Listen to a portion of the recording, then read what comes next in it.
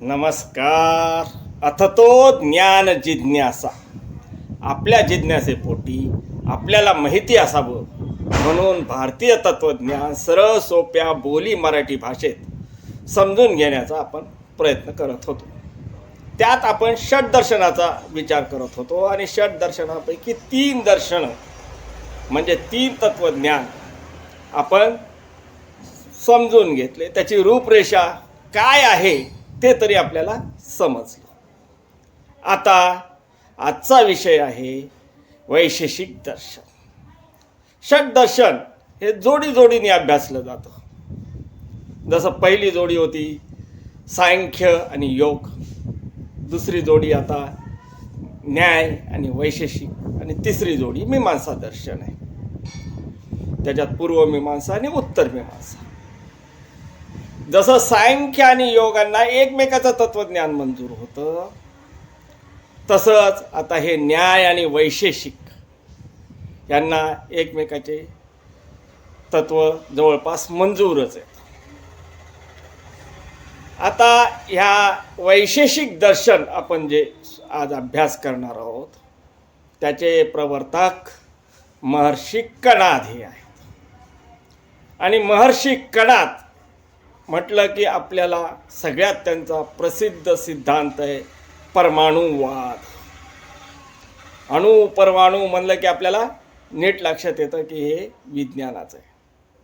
जसं न्याय सिद्धांत प्रमाणाचं विश्लेषण करतो, म्हणजे प्रमाणावरच जास्त जोर देऊन अभ्यास केलेला आहे, तसा वैशेषिक दर्शनात पदार्थाचा अभ्यास केला आहे. त्यांनी सांगितलं ज्ञानाचे 3 प्रकार आहेत. अगोदर काय तर प्रमाता, प्रमेय आणि प्रमाण. त्याच्यात त्यांनी प्रमाण समजून सांगितलं. आणि प्रमेय म्हणजे काय, म्हणजे ज्ञानाचा कोणता विषय काय, ज्ञान कशाचं घ्यायचं आहे याचा अभ्यास वैशेषिकांनी केलेला आहे. वैशेषिक दर्शन तसं सांख्य दर्शनाच्या बरोबरीचं मानलं जातं, म्हणजे त्या काळापासून होतं.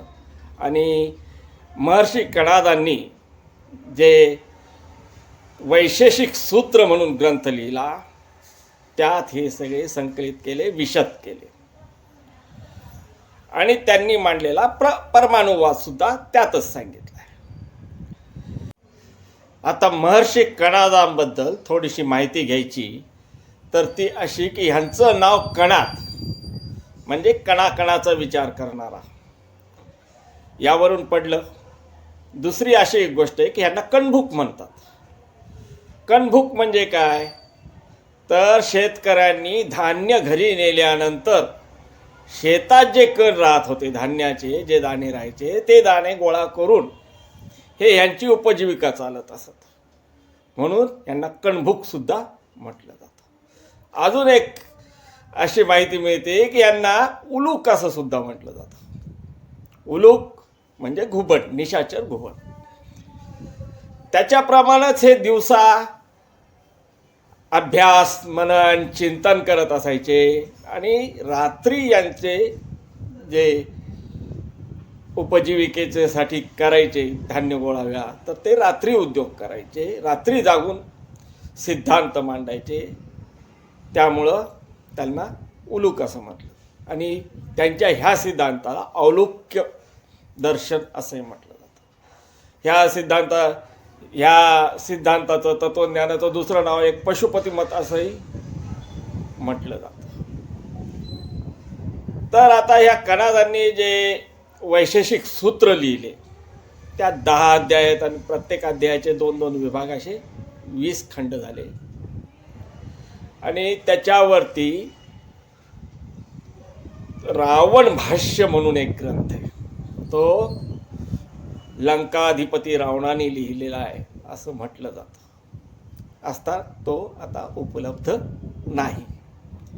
त्यानंतर भारद्वाज वृत्ती नावाचा एक ग्रंथ आहे, अर्थात तोही आता उपलब्ध नाही. आता उपलब्ध आहे ते प्रशस्तपाद यांनी लिहिलेला पदार्थ धर्मसंग्रह नावाचा ग्रंथ, आणि ते भाष्य ऑथेंटिकेट म्हणजे प्रमाणित मानलं जातं. त्यानंतर अजूनही दोन चार ग्रंथ आहेत, पण प्रशस्त पादाचं पदार्थ धर्म संग्रह हा ग्रंथ भाष्य म्हणून मानला जातो. आता हे सूत्र, वैशेषिक सूत्र हा ग्रंथ असताना परत आपण भाष्याची का चर्चा करतो नेहमी? तर हे सूत्र ग्रंथ जे असतात, खास म्हणजे हे पहिल्यांदाच माहिती द्यायला पाहिजे होती, पण ती थोडी हुकली तर आता काही उशीर झालेला नाही. तर सूत्र ग्रंथ जे असतात ते त्या महर्षी म्हणजे सुद्धा त्या काळी अगदी अत्युच्च पदाला पोहोचलेले ऋषी असतात. महर्षींनी कमीत कमी शब्दात लिहून सांगितलेले असतात. आणि भाष्य ग्रंथ, टीका ग्रंथ, वर्तिका ग्रंथ हे जे असतात ते त्याच्यावरती विवेचन करतात, ते सविस्तर सांगतात. सूत्र आपले गणिताचे जसे सूत्र असतात, पाया गुणिले वर्ग गुणिले काय, किंवा काळ काम वेगाचे जसे सूत्र असतात तसे थोडक्यात सांगितलेलं असतं. पण त्याच्यामुळं आपल्याला ते भाष्य ग्रंथ वाचावे लागतात, टीकाचा अभ्यास करावा लागतो, वर्तिका पाहाव्या लागतात. त्याच्यामुळं आपल्याला सविस्तर समजतं. अर्थात ह्याच्यातही परत ते टीकाकारांनी वेगवेगळे मतं वाढवलेले असतात किंवा काही सांगतात, ते थोडं आपल्या विवेकाने पाहावं लागतं. तर हे जे पुढं आता हे भाष्य आणि टीका ग्रंथ सांगितले, तर प्रशस्त पादाच्या पदार्थ धर्मसंग्रहाहून आपण बोलणार आहोत. आता आपण याची ओळख करून घ्यायला सुरुवात करतो. तर ओळख करून घ्यायची म्हणजे वैशेषिक काय? तर महर्षी कणादांनी प्रत्येक पदार्थ विशेष असतो म्हणून सांगितलं, आणि विशेष नावाचा एक पदार्थ समजला म्हणून ह्या तत्वज्ञानाचं नाव वैशेषिक. आणि प्रशस्त पादांनी सांगितलेलं आहे आता याचं प्रयोजन काय. आपल्या संस्कृत परंपरा आहे की पुढं सांगायच्या आधी की हे कशाबद्दल सांगायचे किंवा हे सगळं तत्वज्ञानाची बडबड कशासाठी आहे. तर भारतीय तत्वज्ञानाच्या बाकीच्या दर्शनाप्रमाणेच याचाही उद्देश किंवा प्रयोजन तेच आहे की दुःख निवृत्ती आणि मुक्ती. आणि ह्यात त्यांनी सांगितलेलं आहे की दुःख जे अज्ञानाप्रमाणेच आहे, न्यायदर्शनासारखंच अज्ञानामुळंच दुःख आहे, आणि त्या दुःखाची पूर्ण निवृत्ती होण्यासाठी ज्ञान पाहिजे आणि धर्माचं आचरण समजलं पाहिजे हे त्यांनी सांगितलं. आणि ते मोक्षाला निःश्रेयस असं नाव दिलेलं आहे. त्यांनी व्याख्या अशी केलेली आहे की यतो अभ्युदयानी निःश्रेयसः सिद्धिदा स धर्म. धर्म म्हणजे काय? अभ्युदय, ऐहिक जीवनात आपल्या नेहमीच्या जीवनात समृद्धी सुख मिळवून पुढे निःश्रेयस म्हणजे मोक्ष प्राप्तीसाठी जे ज्ञान पाहिजे त्याला धर्म असं म्हणतात. आता ह्यांच्या ह्या व्याख्येप्रमाणे म्हणजे वैशेषिकाच्या धर्माच्या व्याख्येप्रमाणे ते जे ज्ञान सांगणार आहेत ते ज्ञान तपासायच्या कसोट्या आपला दुसरा प्रघात किंवा दुसरी परंपरा की सांगितलेलं ज्ञान कशावर तपासायचं, प्रमाण कोणते. आपण न्याय सिद्धांतात प्रमाणाचं महत्त्व पाहिलेलं आहे.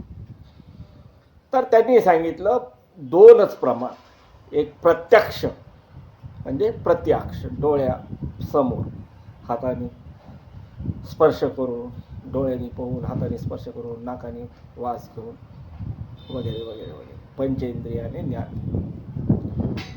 आणि दुसरा अनुमान, अंदाज, एक वस्तू आहे तर दुसरी वस्तू तशीच असणार आहे यावरून. तर हे दोन प्रमाण सांगून त्यांनी सांगितलं की पदार्थ सगळे जे दृष्टीला दिसतात ते पदार्थ दोन प्रकारात येतात. आता पदार्थ म्हणजे काय त्याची व्याख्या केली. पदार्थ, पद आणि अर्थ जे उपस्थित आहेत, जे ज्यांचं अस्तित्व आपल्याला समजतं त्यांना पदार्थ म्हणावं असं त्यांनी सांगितलं. आणि ह्या पदार्थाचे दोन प्रकार केले, एक भाव पदार्थ, दुसरा अभाव पदार्थ.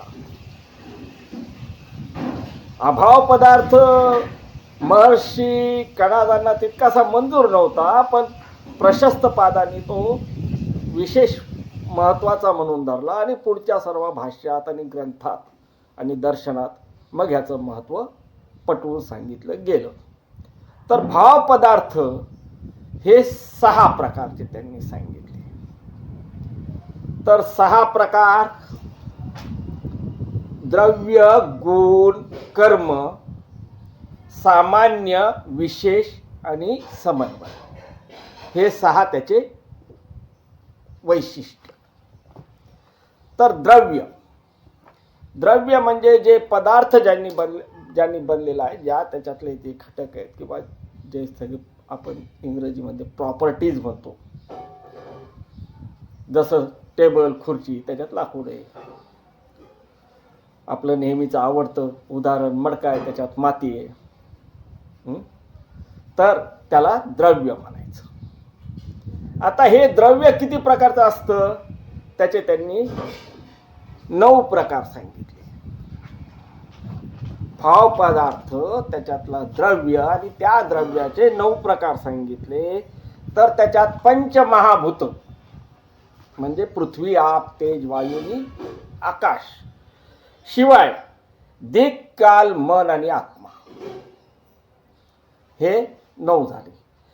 त्यात पृथ्वी म्हणजे माती, आपलं जे जे जड आहे ते, जल, वायू आणि आकाश इथून आपल्याला समजलं.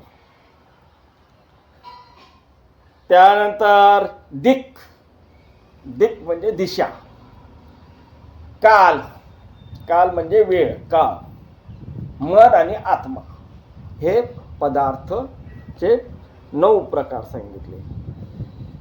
तर आता ह्याच्यात फक्त दिक म्हणजे दिशा हे समजलं. मन हे आतेंद्रिय, हे तर आपण सांख्य दर्शनातून पूर्ण शिकलो होतो. त्यानंतर योग दर्शनावर त्याच्यात तर खूप चर्चा केली होती. मन चंचल असतं वगैरे वगैरे वगैरे. चित्तवृत्ती, योग चित्तवृत्ती निरोधा, आपण त्याच्यावरती खूप चर्चा केली, मन किंवा चित्त या विषयावर. त्यापुढं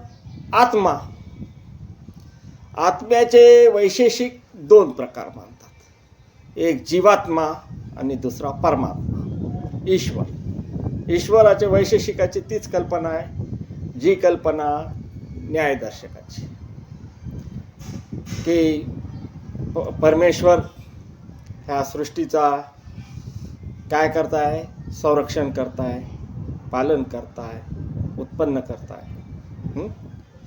पण तो निमित्त कारण आहे, उपादान कारण नाही. त्यांनी सृष्टी घडलेली नाही. सृष्टी कणांनी म्हणजे परमाणूंनी बनलेली आहे. आणि जीवात्मा तर आत्म्यात जे ईर्ष्या, द्वेष, राग, लोभ वगैरे जे गुण आहेत आणि त्याच्या कर्माचा जो संचय अदृष्ट ते म्हणतात, त्याने तो जीवात्मा बनतो आणि तो त्याचे अदृष्ट कर्म भोगायलाच पृथ्वी तलावर म्हणजे जन्म घेतो. आणि तो चेतन हा त्याचा आगंतुक गुण आहे. चैतन्य त्याला शरीर मिळाल्यावर लागतं असं त्यांचं म्हणणं. तर हे द्रव्याविषयी आपण समजून घेतलं. हे द्रव्य त्याच्यात आपल्याला पाहता येतं. कुठलीही वस्तू पाहिली तर त्याचा रस, रूप, गंध, हे जल, वायू, आकाश आणि शब्द, हे तत्व, त्या तत्वाचे जे जे गुण आहेत, तन्मात्रा आपण म्हणून जे शिकलो त्याप्रमाणे आपल्याला तपासून पाहता येतं, म्हणजे प्रत्यक्ष करता येतं असं त्यांचं म्हणणं. द्रव्य हे त्याचे गुण आणि कर्मासाठी आधार म्हणून काम केलं. म्हणजे जे काय खुर्चीचं जे लाकूड आहे ते त्याचे जे कर्म आहेत किंवा गुण आहेत त्याच्यासाठी चा आधार आहे, हे लक्षात घ्या. पुढचा त्यांनी सांगितला की गुण म्हणजे ते स्वयंपूर्ण आहेत, त्याच्यात असतातच. ते दुसऱ्यापासून होत नाही. ते परमाणू त्यांच्या अणुप्रमाणे त्याच्यात गुण असतात. गुणाचे 24 भाग केलेत.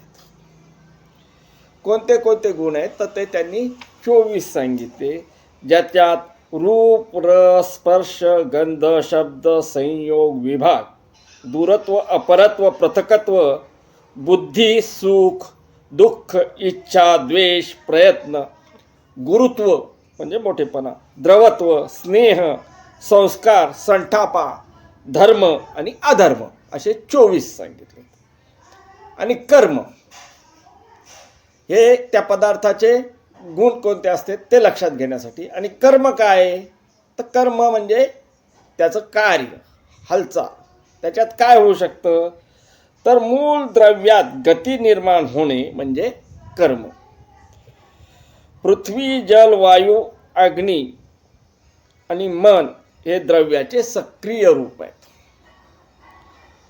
हे तिथं निष्क्रिय असतात आणि ईश्वर त्या परमाणूंना गती देतो आणि त्यातूनच मग कर्म निर्माण होतं असं वैशेषिकांचं म्हणणं.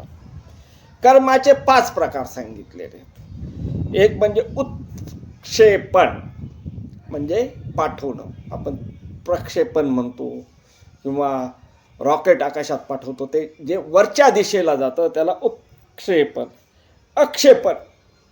अक्षेपण म्हणजे खाली दाबणं, खाली येणं. झाडावरून फळ पडतं, नंतर न्यूटन शोध लावतो, ते खाली पडणं म्हणजे अक्षेपण. अंकुचन म्हणजे आकाराने कमी होणं. आपण कागद चुरगाळला तर तो अंकुचित होतो, गोल होतो. प्रसरण, लोखंडात हे हिवाळ्यात उन्हाळ्यात सगळ्या वेगवेगळ्या ह्याच्यात पदार्थात आपल्याला दिसतं, ते वर्णन करून सांगायले. प्रसरण म्हणजे मोठं होणं, आकार वाढणं. आणि हे 3-4 प्रकार जिथं होत नाहीत, नुसतं हालचाल होती, त्याला भ्रमण असं दिलेलं आहे. पुढचं त्यांनी वैशिष्ट्य सांगितलंय पदार्थाचं की सामान्य. सामान्य म्हणजे काय, सर्वसाधारण. गट, एका गटातले. जसं मनुष्य म्हणल्यावर राम, श्याम, त्यानंतर जोसफ, अहमद, सय्यद, काय सगळे माणसात येतील. साफिया, सुकिया, बायासुद्धा पुरुषसुद्धा सगळे मिळून मनुष्यत्व एका गटात येऊ. कुत्रा, मांजर, गाय, घोडा एक गट बनू शकतो पाळीव पदार्थाचा, हिंस्र पदार्थाचा. असा वेगवेगळे गट त्यांनी सांगितले. ते सामान्य, हे सगळे एकमेकासारखे असतात पदार्थ, पुष्कळ सगळे. विशेष हा एक त्यांनी वैशिष्ट्य सांगितले. पण हा विशेष पदार्थावरूनच त्याचं नाव वैशेषिक झालं. विशेष काय असतं तर लाल गुलाब. मग लाल गुलाब म्हणलं की गुलाबही आला, लालही आला, तर ते त्याचं वैशिष्ट्य झालं. तसं तो दुसरा होणार नाही. किंवा आमचे खडूस साहेब, मग ते साहेबही झाला, खडूसही झाला. साहेब वर्गातला खडूस प्राणी, असं काही आपल्या थोडंसं रंजक व्हावं ह्या दृष्टीने उदाहरण. त्या असं वैशिष्ट्य असतं, प्रत्येक वस्तूचं त्याचं वैशिष्ट्य असतं, असं वैशेषिकांचं म्हणणं आहे. आणि ह्या त्यांच्या म्हणण्यावरूनच ह्या तत्वज्ञानाला वैशेषिक असं नाव पडलं. विशेष असा पदार्थ समजला. समन्वय, तर हे समन्वय हा जो दुसरा त्यांनी वैशिष्ट्य सांगितलं की ते एकमेकात सामावून जातात. पुष्कळ सगळ्या गोष्टी म्हणजे अणू त्या पदार्थात सामावून गेलेले असतात. सूत कपड्यात, त्याच्यानंतर मडक्यात माती, त्याच्यात समन्वून जातात. त्यानंतर हे झाले 6 प्रकार भाव पदार्थाचे. आणि आता पुढचा दुसरा प्रकार पाहू. भाव पदार्थाचं काय काय सांगितलं मी. द्रव्य, त्याच्याविषयी वर्णन केलं. गुण, त्याच्याविषयी वर्णन केलं. कर्म सांगितलं, खाली वरती आजूबाजूला फिरणं सगळं झालं, भ्रमण. त्यानंतर गट, त्याचे गट होऊ शकतो. त्यानंतर प्रत्येक वस्तू त्याची विशेष असतो. प्रत्येक पदार्थ विशेष असतो. एकाचं मन दुसऱ्याच्या मनासारखं असत नाही. एक आत्मा दुसऱ्या आत्मासारखा असत नाही असं सांगितलं. आता दुसरा प्रकारचे पदार्थ अभाव, पदार्थाची व्याख्या लक्षात आहे. पदार्थ म्हणजे जे आपल्याला नावानिशी हजर असू शकतात, जे आपल्याला ज्याची हजेरी आपल्याला समजू शकते त्याला पदार्थ म्हणतात. प्रशस्त पादाने हा पदार्थाचा प्रकार जोडलेला आहे, जो अगोदर मूळ वैशेषिक सूत्रात नव्हता. आणि याचे त्यांनी असं सांगितलं की अभावाने खूप सगळ्या गोष्टी सिद्ध होतात. रात्र आहे म्हणजे काय? सूर्य नाही आहे म्हणजे रात्र आहे. हा माणूस सज्जन आहे म्हणजे त्यांनी कुठला गुन्हा केलेला नाही म्हणून तो सज्जन आहे. खरं बोलतो म्हणजे असत्याचा अभाव आहे ते सत्य. अभावाने दुसरी गोष्ट सिद्ध होते. अभावाचे इथं पुढं प्रकारही सांगितले. संसर्ग म्हणजे कधी कधी काय ते एकमेकाच्या जवळच नसते त्याच्यामुळं सिद्ध होतं. पाणी आणि आग, आगीत पाणी असतच नाही तर पाण्याचा अभाव आहे हे सिद्ध होतं. याचे त्यांनी 3 प्रकार सांगितले पुढं. प्राग अभाव म्हणजे सुरुवातीपासूनच अभाव असतो, निर्मितीपूर्वीच कार्य नसतं. जसं मडकं मातीत नसतं, आपण तो असत्कार्यवादाचा सिद्धांत जे न्यायाने सांगितला त्याची पुष्टी यांना करणं भागच होतं. पाठिंबे पाठीराखे म्हणून की निर्मितीपूर्वी कार्य त्याच्यात कारणात नसतं. प्रध्वंस अभाव, नष्ट झाल्यावर तो पदार्थ उरत नाही. आता दिवस रात्र आली म्हणजे काय? दिवस संपलेला आहे. फुटल्यानंतर ते मडकं राहत नाही. मेल्यानंतर माणूस राहत नाही, ते प्रेत होतं तसं. आणि त्रिकालाबाधित अभाव, ह्या एक अभावाचा एक प्रकार सांगितला की जे कधीच नसतं. जसं रूप, वायूत रूप नसतं म्हणजे हवेला कुठलाही आकार असू शकत नाही. आपण विचार करतो त्या जलपलऱ्या, त्या कधीच नसतात. त्यानंतर अजून पुष्कळ सगळे त्या त्रिकालात कधी नव्हते, पाठीमागे नव्हते, निर्मितीपूर्वी नव्हते, निर्मिती झाल्यावरही नाही आहेत आणि निर्मितीनंतरही नसणार आहे. आणि आता आपण यांच्या परमाणुवादाच्या सिद्धांताविषयी थोडंसं जाणून घेऊ. वैशेषिक दर्शनाच्या परमाणु सिद्धांताला सृष्टी, निर्माण व प्रलय सिद्धांत असं सुद्धा म्हणतात. त्यांनी सांगितलं की 5 महाभूतापैकी आकाश तत्व सोडलं तर बाकीचे सर्व परमाणु स्वरूपात आढळतात. आणि यांचे परमाणु एकत्र जोडले गेले तर सृष्टी रचना होते. एक अणू पृथ्वीचा, दुसरा अणू अग्नीचा, तिसरा अणू वायूचा, चौथा अणू याचा, असं मिळून 4 अणू ज्यावेळेस एकत्र येतील त्यावेळेस सृष्टी रचना होते, शरीर रचना होते. जे काय आपण समजू ते होतं. आणि त्यात मग आत्म्याचा जीवात्मा मिसळला तर चेतन होतं आणि सृष्टी रचना होते. आणि प्रलयाच्या वेळेस तसेच विभाजन होत जातं आणि ज्याचे त्याचे परमाणु त्या मूलभूत द्रव्यात जातात आणि प्रलय होतो असं त्यांनी म्हटलं. बाकीच्या बाबतीत सृष्टीच्या अगदी ह्या छोट्या शरीराच्या उदाहरणापासून ते पूर्ण ब्रह्मांडाच्या पर्यंत ही संकल्पना त्यांनी लावलेली आहे. आणि जीवात्मा या सृष्टीत जो येतो तो त्याचा अदृष्ट म्हणजे इच्छा, वासना वगैरे संचित घेऊन येतो. आणि त्या संचितावर हुकूम ईश्वराने, परमात्म्याने ह्या परमाणूंना गती दिलेली असते. आणि त्या गतीनुसार स्वतःच्या कर्माने, बुद्धीने तो जे काही कर्म करल त्याला निश्रेयस म्हणजे मोक्ष प्राप्त होऊ शकतो. आणि अशा रीतीने धर्माचं ज्ञान, हा धर्म आणि धर्माचं म्हणजे अभ्युदय होण्यासाठीचे जे आवश्यक ज्ञान आहे ते सगळा धर्म पाळला तर निश्रेयस श्रेयशाप्रती जाता येईल. पुढे या परमाणुवादावर, एकूण सगळ्या वैशेषिक दर्शनावर बऱ्याच सगळ्या टीका टिप्पणी केल्या. आपण इतक्या खोलात पाहत नाही आहे, आपल्याला फक्त तोंड ओळख करून घ्यायची आहे. आणि त्यामुळे ह्या दर्शनाविषयीची चर्चा इथं थांबूत. ह्याच्या पुढचे जे आपले व्हिडिओ असतील ते मीमांसा दर्शन, पूर्व मीमांसा आणि उत्तर मीमांसा, आदिशंकराचार्य आणि रामानुजाचार्य, माधवाचार्य. नमस्कार, धन्यवाद.